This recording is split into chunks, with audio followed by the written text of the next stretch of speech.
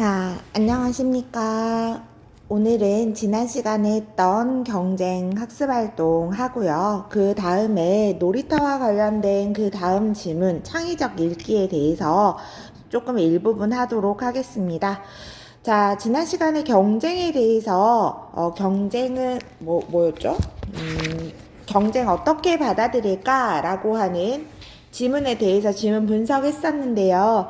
이제 비판적 읽기를 어떻게 할 것인지에 대한 질문이었어요. 자, 그래서 보시면 비판적 읽기라고 하는 건 여기에서 반드시 알아야 되는 거죠. 빨간색으로 할까요? 자, 비판적 읽기라고 하는 것은 글의 내용이나 글쓴이의 생각을 무조건적으로 수용하지 않고 따져서 판단하면서 읽는 것을 비판적 읽기라고 이야기합니다. 자, 효과는 글을 보는 안목을 갖추고 글에 대한 자신의 주관과 태도를 올바르게 세워줄 수 있다. 자, 그래서 되도록이면 자신의 주관을 가지고 태도를 가지고 비판적 읽기를 해야 한다. 이게 이 단원에서 생각을 해야 되는 부분이었어요.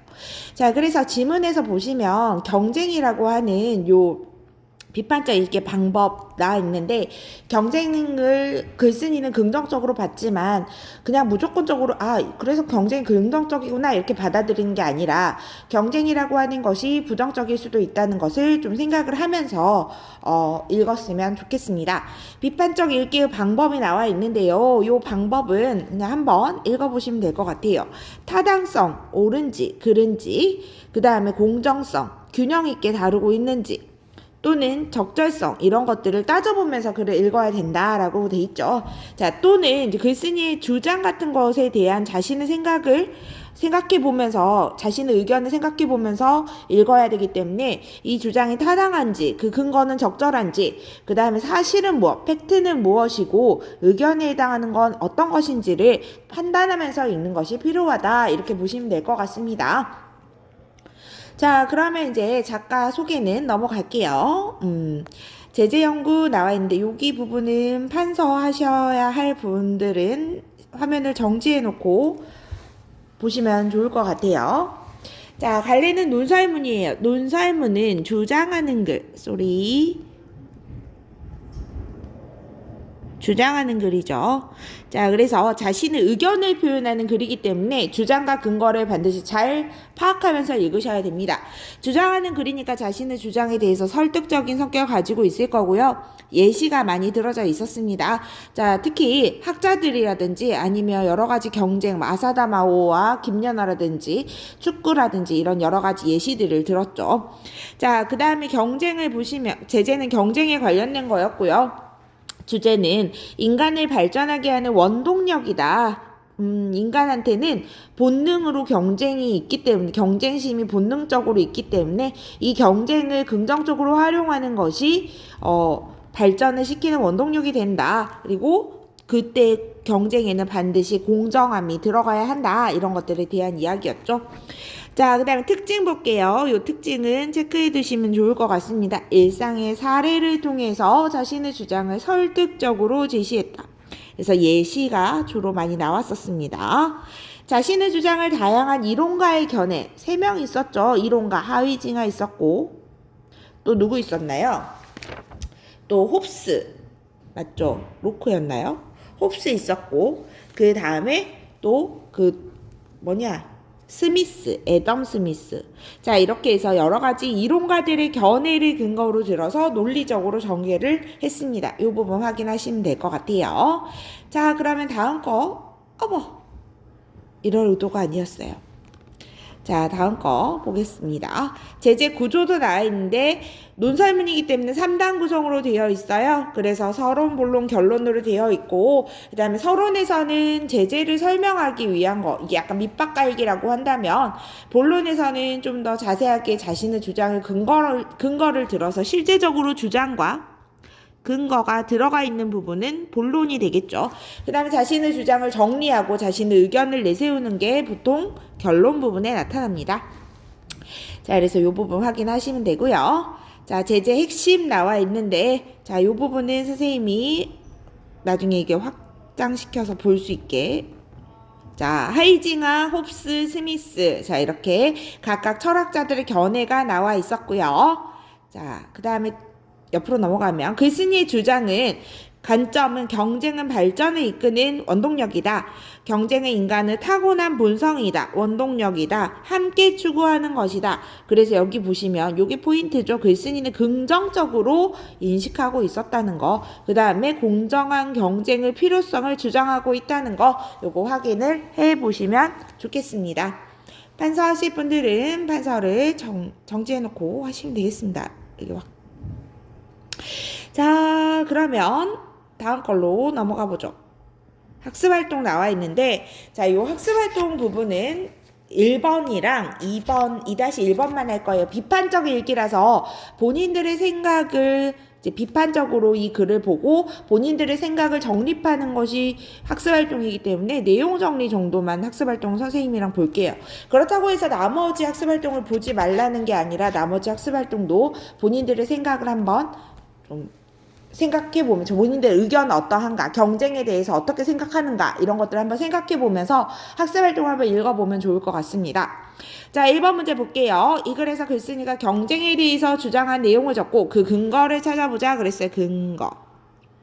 그래서 주장 나 있는데, 자, 주장 경쟁은 발전을 이끄는 힘이다. 원동력이다 그랬는데 그 근거로 지금 월드컵 2002년 월드컵 4강, 그 다음에 2010년 남아프리카 공화국 월드컵 원정 첫 16강 진출, 그 다음에 김연아 이렇게 해가지고 어느 부분에 나와 있었어요? 서론 부분에 나와 있었죠.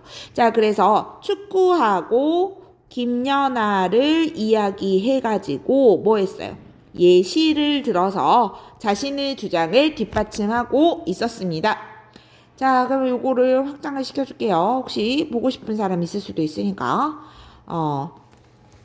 자, 그 다음에 두 번째 주장은 이거였죠. 경쟁은 인간의 타고난 본성이다. 이 부분이었어요. 그래서 선생님이 그림 그려줬던 기억나나요? 자, 그래서 보시면 경쟁은 인간의 본성으로 본 여러 철학자들의 견해를 갖다 썼습니다. 그래서 누구 나왔어요? 첫 번째가 요한 하위징하 나왔었죠. 자, 그 다음에 두 번째로 누구 나왔어요? 홉스. 토머스 홉스는 경쟁을 인간 본성의 하나로 투쟁을 유발한다. 그 다음에 애덤 스미스는 자본주의를 만든 사람인데, 자본주의 이론을 정립한 사람인데 이기적인 존재이다. 그래서 이걸 통해서 사회 전체를 발전시키는 원동력이 되었다. 이걸 근거로 들었습니다. 그래서 이 주장, 이 경쟁은 인간의 타고난 본성이다. 이걸 철학자들의 견해를 들어가지고 이제 요 주장을 뒷받침했죠. 자, 그 다음 볼게요. 자, 세 번째 주장은 경쟁은 함께 추구하는 것이다. 마지막에 나왔었죠. 요 함께 추구하는 것이다. 이 부분은 거의 그 경쟁이란 말 안에는 협력이라는 말이 추가적으로 들어가 있다. 그래서 함께 이끌고 함께뿐만이 아니라 협력과 또 뭐 있었나요? 공정. 자, 이것에 대한 이야기를 했었죠. 그래서 근거로는 서로를 인정하고 그 바탕 위에서 의욕과 노력을 한층 이끌어내는 긍정적 상호작용이다. 요거. 자, 그래서 이 표현을 통해서 이제 글쓴이가 결론적으로는 경쟁을 굉장히 긍정적으로 보고 있다는 거, 이걸 알 수가 있겠네요. 자, 그 다음에 2-1로 넘어갈게요. 자, 2-2를 보면, 자, 여기 문제를 볼게요. 자, 글에 드러난 관점, 내용, 글의 표현 방법을 뭐 하면서 비판하면서 읽어보자 그랬어요. 이 1번까지만 할 거예요. 자, 경쟁에 대한 글쓴이의 관점을 파악해보고 그에 대한 자신의 생각을 써보자 그랬어. 그러면 선생님이 해줄 수 있는 부분은 자신의 생각은 여러분들이 해야 되니까 글쓴이의 관점까지만 해줄 수가 있겠네요. 자, 글쓴이의 관점 어땠어요? 긍정과 부정이라고 하면 어느 쪽이 더 가까웠습니까? 긍정적인 것에 가까웠죠. 자, 그래서 여기 보면 글쓴이는 경쟁에 대해서 서로를 발전시키는 긍정적 상호작용이라고 생각해. 계속 같은 말이 반복되고 있죠. 그래서 경쟁이라고 하는 것은 긍정적이다. 그리고 혼자서 할 수 있는 게 아니기 때문에 상호작용이다. 이렇게 보시면 돼요. 자, 나의 견해니까 이 부분은 여러분들이 하셔야 됩니다. 채워두세요. 채워두셔야 됩니다. 나머지 3번과 4번 뭐 이렇게 나와 있는데, 자, 보시면 뭐 동의하거나 반대하는 내용 이런 거 작년, 재작년 예전에는 요거를 수행평가의 일부분으로 이거를 출제를 했었는데 여기에서 우리는 수행평가 다른 거 하니까요. 자, 비판적 독해의 기준 나와 있어요. 봅시다. 이 평가는 여러분들이 하시는 거거든요. 그래서 비판적 독해의 기준이 어떤 건지 볼게요. 글에 제시된 정보나 인용 자료는 신뢰할 만한가? 그 쓴이나 주장이나 근거는 타당한가? 글의 구조나 내용 전개 방식은 짜임새가 있는가?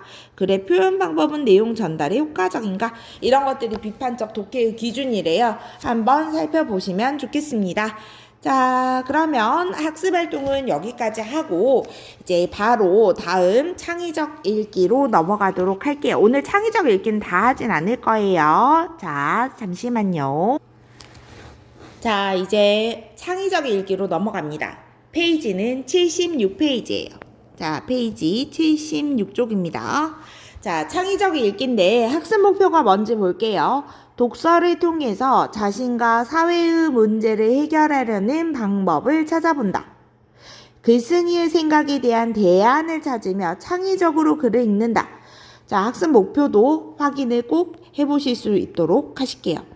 자, 그림이 나와 있어요. 그림이 의미하는 바가 무엇일지 생각을 해보고 독도와 관련한 사회문제 해결을 위해서 어떤 노력을 해야 될지, 이 어떤 노력을 해야 될지 이야기해보는 요 부분이 있죠. 요 부분이 창의적 읽기에 해당한다고 보시면 될 것 같아요.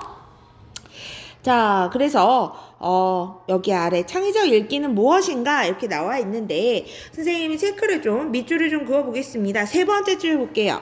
자, 우리는 이렇듯 글을 읽으면서 다양한 문제 상황을 비판적으로 이해하고 새로운 대안을 탐구하며 삶의 문제를 창의적으로 해결하는 능력을 기를 수 있는 독서 방법. 이게 바로 창의적 읽기입니다. 그래서 문제 상황을 비판적으로 봐야 돼요. 먼저. 그래서 비판적 읽기가 필요합니다. 그 다음에 삶의 문제를 창의적으로 해결하는 거 역시 필요하죠. 자, 그걸 하기 위해서 필요한 게 있죠. 먼저 합리적인, 유연하고 합리적인 사고가 필요해요. 이게 방법입니다. 두 번째로는 자, 단순한 수용이 아니라 새로운 측면에서 비판적으로 접근하는 거. 이게 두 번째가 되겠죠. 창의적 읽기라고 하는 것은 합리적인 사고를 일단 먼저 기르는 게 필요해요. 여러분들은 합리적인가요? 아닌가요? 자, 그래서 오늘은 도전할 것 없는 놀이터. 그래서 여기 놀이터에서 놀았던 기억이 있죠. 놀이터에서 있는 것들 몇 가지만 기억을 해볼까요? 놀이터 뭐 있나요? 시소, 그네 타기 좋아했어요? 그네 서서 타다가 뒤로 막 넘어지고 그랬나요?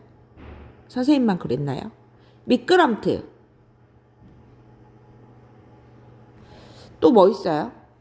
뭐 이렇게 빙글빙글 돌아가는 거 이런 거 이렇게 생긴 거. 아, 이거는 선생님 때만 있었나? 요즘에는 이렇게 생겼죠. 이렇게 그림 겁내 잘 그리네. 자, 아무튼 이런 식으로 생겨갖고 이게 빙글빙글 돌아가는 거 있잖아요. 뭔지 모르겠는데 뭐라고 하는지. 자, 그러면 이런 것들 놀이터 언제 마지막으로 갔나요? 어제? 이 시소나 그네나 미끄럼틀을 즐겁게 즐길 수 있었던 마지막 기억이 언제였는지를 한번 생각을 해봅시다. 그거랑 관련 있는 글이에요. 자, 놀이터 이거는 놀이터에 갔을 때 사실 뭐 진짜 즐겁게 놀았던 거는 유치원 때 정도, 초등학교 저학년 때 정도였고 사실 초등학교 저학년을 넘어가면서부터는 놀이터에 잘 안 나갔던 것 같은 기억이 있거든요. 선생님도 더 다른 거 친구들이랑 어울릴 수 있는 막 고무줄이라든지 줄넘기라든지 땅 따먹기라든지 머리 써야 되는 거라든지 뭐 이런 것들을 좀 더 많이 했던 것 같아요. 자, 그러면 예의 갈래를 먼저 정리를 할게요. 물론 마지막에 다시 정리를 할 겁니다. 갈래는 논설문이에요. 자, 논설문이니까 첫 번째로 뭐가 선행돼야겠어요? 비판적 읽기가 선행되어야겠죠. 주장과 근거를 잘 살피고 비판적으로 읽고 나서 그 다음에 자신의 생각을 정립하고 대안을 찾는 것. 그게 바로 창의적 읽기라고 이야기하고 있어요. 자, 그러면 뭘 알아야 되나요?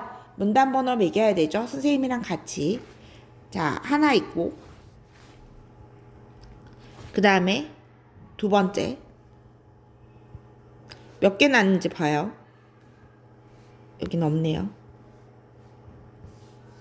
이게 줄여야지. 너무 잘 넘어가네. 자, 여기 3 맞죠? 3 4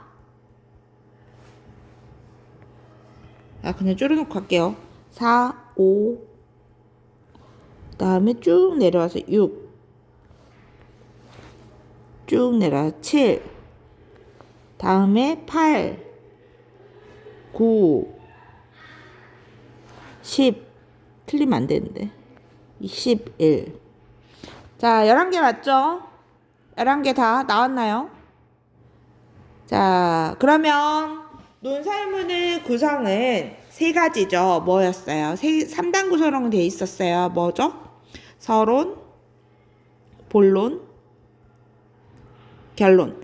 앞에서 했던 경쟁의 경우에는 서론, 본론, 결론이 각각 거식이잖아요. 서론, 본론, 결론이 뭐라 그래야 되지?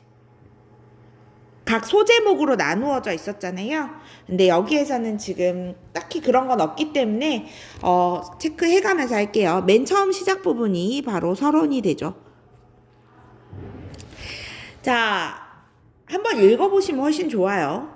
자, 놀이터가 나옵니다. 자, 이 놀이터가 바로 핵심이죠. 핵심 소재. 자, 그래서 아이들의 부상에 대해서 이야기하네요. 자, 그래서 두 가지 유형으로 나눌 수 있다. 분류를 하고 있어요. 자, 하나는 회복이 가능한 수준의 부상이고, 또 하나는 회복이 어려운 수준의 부상이래요. 그럼 두 가지의 이 부상이 나오죠. 이렇게. 자, 그러면 회복이 가능한 수준의 부상은 여러분들도 많이 했죠. 뭐 넘어지는 거, 무릎이 까지는 거, 이런 경미한 부상을 이야기한대요. 경미한 부상. 자, 그리고 이런 것에 대해서는 아이들도 정말 많이 그쵸. 애들은 정말 자주 다치니까요. 여러분들도 많이 다치지 않았나요? 자, 근데 문제가 되는 거는 두 번째 부상인가 봐요. 그러나 그랬어요. 그물에 목이 걸린다거나 큰일 나죠. 난간이 허술해서 떨어진다거나. 자, 이것은 지금 어떤 거예요? 여기는 예였죠. 어떤 예였어요? 경미한 부상의 예. 그 다음에 여기는 이런 부상은 심각한 부상의 예. 자, 그래서 이런 부상은 일어나면 큰일 나기 때문에 애초에 일어나지 않도록 위험성을 모두 제거해야 된대요. 왜냐하면 무조건적으로 놀이터는 어떤 공간이어야 하니까. 놀이터는 안전한 공간이어야 하니까. 자, 그래서 우리나라의 놀이터는 어떤 거냐면 우리나라는 다행히 놀이터 안전 규정이라는 게 있어서 대부분의 놀이터에서 위험 요소가 걸러져 있다고 합니다. 그래서 위험한 부상이 나타나지 않도록 우리나라는 놀이터에 안전 규정이 걸려 있다는 이야기죠. 자, 그래서 이제 근데 이게 이야기거리가 되느냐? 그게 아닌가 봐요. 자, 봤더니 한 일본의 건축가가 말했어요. 뭐라고 이야기했냐면 어린이 놀이시설이라는 데서 이야기를 합니다. 자, 이 책에서 놀이기구가 가지는 놀이 단계에 대해서 이야기를 했어요. 첫 번째가 기능적 놀이 단계, 기술적 놀이 단계, 사회적 놀이 단계 이렇게 세 가지 단계의 순서로 발전해 나간다고 했죠. 그럼 여기서 여기로 발전을 해 나간다는 건데 어떤 건지 좀 봐야겠죠. 기능적 놀이 단계랑 그랬어요. 자, 이게 1번이죠. 단계 1번. 자, 기능적 놀이 단계는 놀이기구에 갖추어진 놀이의 기능을 아이들이 초보적으로 체험하는 것을 이야기한대요. 그러니까 가장 간단한 거예요. 자, 그 다음에 기술적 놀이 단계. 이것이 두 번째죠. 기술적 놀이 단계란 고도의 기술을 이용해서 노는 거래요. 그래서 활용하는 기술이 향상하는 자체가 놀이 단계예요. 그러니까 쉽게 말하면 그냥 단순 체험이 아니라 이걸 가지고 그네를 탈 때 그냥 앞뒤로 이렇게 그냥 왔다 갔다 하는 게 기능적 놀이 단계라면 이걸 활용하는 거죠. 더 높게 나는 기술을 적용해가지고 멀리 뛰기를 한다든지. 되게 위험한 거죠, 사실. 마지막으로는 지금 사회적 놀이 단계라고 했는데 이 사회적 놀이 단계가 이제 세 번째 마지막이에요. 놀이기구를 활용해서 아이들끼리 놀이를 하는 단계를 의미한대요. 그러면 어떤 거겠어요? 아까 그네를 가지고 이야기를 했는데 그네를 가지고 앉아서 그네에서 앉아가지고 앞뒤로 이렇게 흔들리는 건 초보적인 기능 놀이 단계겠죠. 그 다음에 그네가 있으면 서가지고 이렇게 타고 기술을 좀 더 적용을 하는 거죠. 더 높게 이렇게 활용하는 기술이 향상되는 거 기술적 놀이 단계가 되겠죠. 그러면서 뛰어내리거나 자 사회적 놀이 단계는 뭐예요? 두 놈이 같이 멀리 뛰기 위해서 누가 이길까 경쟁하는 단계. 자, 이 단계가 사회적 놀이 단계가 되겠죠. 자, 그러면 여기에서 여기로 넘어가면서 재미를 느끼는 거예요. 그럼 너희들 생각을 해봐요. 너희 수학 문제는 물론 다 재미가 없겠지만 밖에서 노는 거 말고 1 더하기 1만 100번 하라고 하면 덧셈만 100문제 풀라고 하면 재밌나요? 물론 재밌는 사람도 있겠죠. 근데 막 어려운 함수 문제, 뭐 확률 문제, 뭐 이런 함수나 방정식 문제가 한 문제가 오래 걸리긴 하는데 이 문제를 풀었을 때의 기분과 덧셈 문제, 한 자릿수 덧셈 문제를 첫 문제 푸는 거하고 어떤 게 더 좋아요? 한 자릿수는 쉽긴 하지만 첫 문제 정도 풀려면 지루해가지고 다 하기가 어려울걸요. 그렇잖아요. 그래서 이 단계를 나아가서 재미를 느끼는 이 놀이의 즐거움이라는 게 물론 선생님 공부를 예로 들었지만 놀이의 즐거움이라는 게 굉장히 중요하다는 거죠. 자, 그러면 네 번째 문단으로 갑니다. 그렇다면 우리 주변의 놀이터를 떠올려 보자 그랬어요. 그렇다면이라고 해서 접속어가 나와 있죠. 자, 이제 우리 주변의 놀이터에 대해서 이야기를 할 거예요. 자, 현재 우리나라의 놀이터와 놀이기구는 첫 번째 기능적 놀이 단계에 머물러 있대요. 그러면 요거 중요하겠지. 이게 문제가 된다는 거죠. 자, 그래서 적지 않은 놀이터가 그냥 규정을 충족하는 수준에서 만들어지고 관리가 된대요. 그러니까 결국 뭐예요? 재미없고 지루한 놀이터가 돼요. 첫 번째 기능이다 보니까. 5살 아이들은 즐겁게 놀 수 있지만 15살 아이들은 즐겁게 놀 수 없는 놀이터가 되는 거죠. 자, 그렇다면 다수의 우리나라 아이들이 이 재미없고 도전하지도 못하는 놀이터라고 이렇게 따로 나와 있죠. 에서 놀고 있는 것은 아닐까? 재미없고 지루한 놀이터에 다수의 아이들이 놀고 있다. 요 부분이죠. 자, 그러면서 아닐까? 그 말은 사실 여러분들의 경험을 생각을 해보면 맞죠. 놀이터는 재미없고 도전도 없는 그냥 안전한 공간이죠. 그냥 그네를 타고 시소를 하고 자 이런 거죠. 자 여기까지가 서론이 여야인 줄 알았는데 아니었어요. 죄송합니다. 여기까지가 서론이었어요. 3문단까지. 우리나라 놀이터로 넘어가면서부터는 이제 본론으로 들어갔네요. 자, 이 서론 부분은 선생님이 간단하게 자 서론 부분에서는 놀이터는 어찌해야 된다?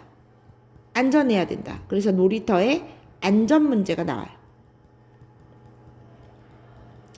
그 다음에 뭐예요?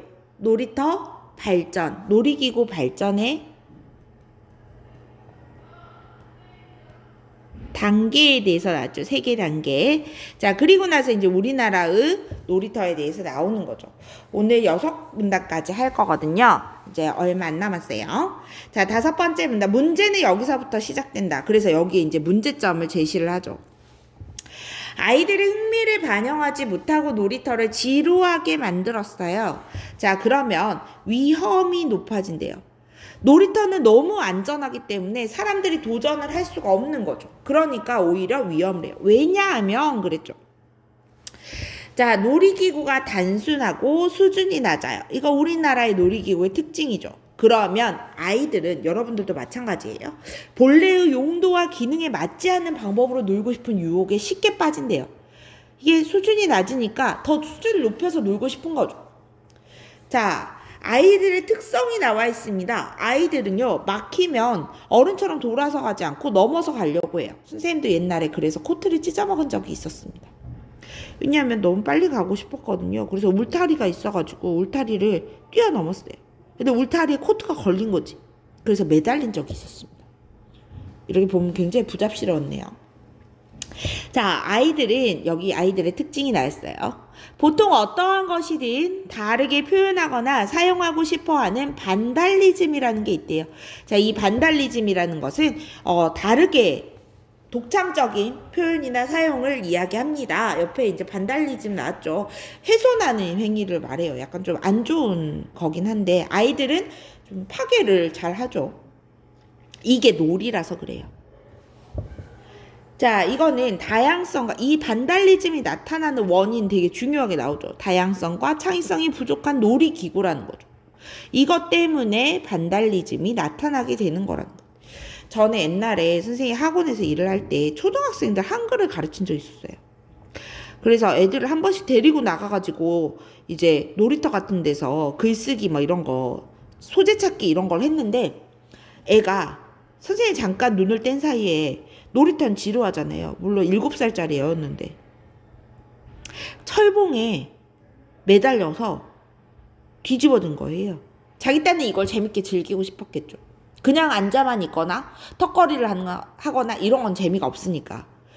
그래서 봉에 얼굴을 부딪혀가지고 5바늘인가 꿰맸어요.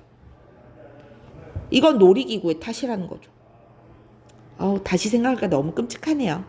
자, 6번째 문단, 마지막 문단입니다. 앞서 말했듯이 아이들은 지루함과 실증은 사고로 이어질 수 있대요. 그래서 이러한 지루함과 실증은 사고로 이어질 수 있다. 자, 이게 바로 이제 문제가 되는 거죠. 자, 미끄럼틀이 예로 나왔어요. 자, 예시 나왔네요. 예를 들어서 미끄럼틀이 나왔는데 미끄럼틀에 거꾸로 올라가지 마시오라는 문구가 있었대요. 자, 이거는 아이들한테 어째요? 이렇게 써져 있으면 하지 말라면 꼭 하고 싶잖아요. 잔디밭에 들어가지 마세요. 꼭 한번 들어가는 사람도 있죠. 거꾸로 올라가지 마시오라고 했는데 꼭 거꾸로 올라가는 애들이 있어요. 자, 이 문구는 이 미끄럼틀의 아이들한테 올라갔다가 미끄러져 내려오는 거 말고는 다르게 응용할 수 없도록 여기 나왔죠.